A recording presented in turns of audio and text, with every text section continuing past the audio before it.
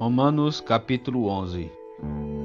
Indago, portanto, acaso Deus rejeitou o seu povo? De forma nenhuma.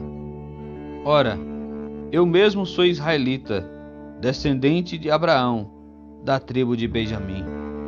Deus não desprezou o seu povo, o qual de antemão conheceu. Ou não sabeis o que a Escritura diz sobre Elias? Como ele clamou a Deus contra Israel, segundo afirma a Escritura: Senhor, assassinaram os teus profetas e destruíram os teus altares, e somente eu permaneci, e agora procuram matar-me também. Entretanto, que lhe declarou a resposta divina? Reservei para mim 7.000 homens que não dobraram os joelhos diante de Baal. Assim, pois, em nossos dias, há igualmente um remanescente sagrado pela eleição da graça. Porquanto, se é pela graça, já não o é mais pelas obras. Caso fosse, a graça deixaria de ser graça. A que conclusão chegar? Israel não conseguiu a bênção pela qual tanto buscava, mas os eleitos a receberam. Os demais foram endurecidos. Como está escrito, Deus lhes deu um espírito de entorpecimento, olhos para não enxergar e ouvidos para não escutar, até o presente dia. E Davi afirma que a mesa deles se transforme em laço e armadilha, pedra de tropeço e em retribuição para eles. Escureçam-se os seus olhos, para que não consigam ver, e suas costas fiquem encurvadas para sempre. Uma vez mais pergunto: acaso tropeçaram para que ficassem prostrados sobre a terra? De forma alguma. Antes, pela sua transgressão veio a salvação para os gentios, para provocar ciúme em Israel.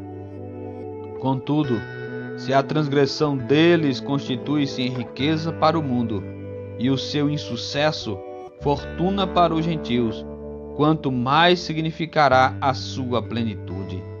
Agora estou falando a vós, gentios, considerando que sou apóstolo dos gentios, exalto o meu ministério, na expectativa de que, de alguma forma, possa instigar ciúme entre meus compatriotas, a fim de que alguns deles sejam salvos. Porque, se a rejeição deles significa a reconciliação do mundo, o que será a sua aceitação, senão vida dentre os mortos? Se é santa uma parte da massa que é oferecida como as primícias dos frutos, a massa toda igualmente o é. Se a raiz é santa, todos os ramos também o serão.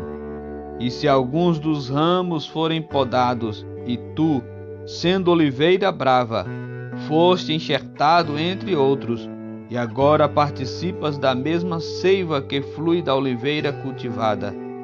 E não te vanglories contra esses ramos.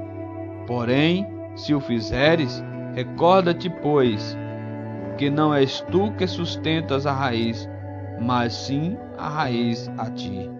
Então vós direis: os ramos foram cortados, para que eu fosse enxertado. É verdade. Entretanto, eles foram podados por causa da incredulidade deles. Porém tu, que permaneces firme pela fé, não te envaideças, mas teme.